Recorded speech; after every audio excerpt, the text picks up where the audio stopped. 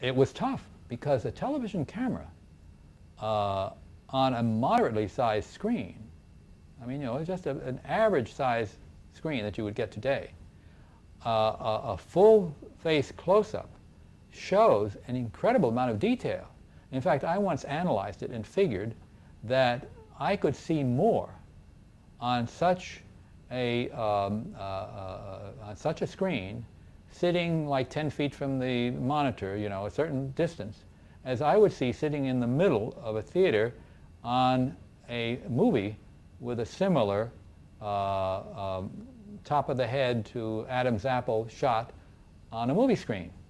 That there was more detail in the television picture. As a matter of fact, I kind of vindicated this opinion when I finally got into films, because I found, in fact, that in, say, 1960, 61, when my first experience, that this was, in fact, the truth. I had always been afraid of films, because all the film people always said, oh, it's much harder than television. And when I got in and actually had to do something, I found that it was easier than television, because it somehow didn't have quite the sharpness of one of those big close-ups. I remember working when I was freelancing and still doing television. I remember working in the ABC studio, where in the control room they had the typical small monitors. And yet, outside in the lounge or something or other, they had one of the big screens like this, which people were popular then. People were buying these big things at home. Well, my God, you'd look in the control room, the director and everyone else looking at those monitors the director would always get it closer, closer, closer, closer.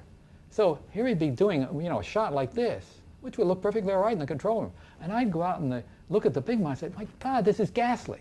I mean, you can see there every hickey, you can see every little blemish. It looks,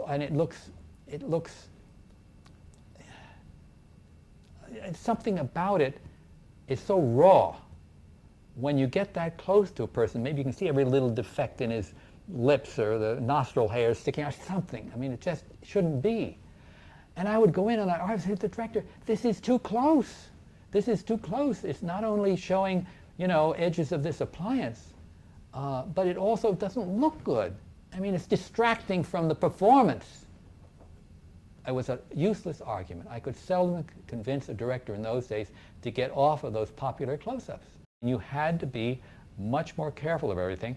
And what saved us was the fact that we had monitors that we could go and look at. And so we had a chance. I mean, even if you got on,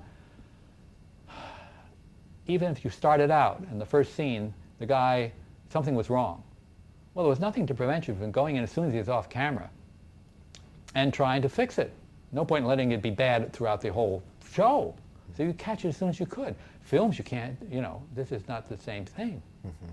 So we had that in our favor. And believe me, that was wonderful.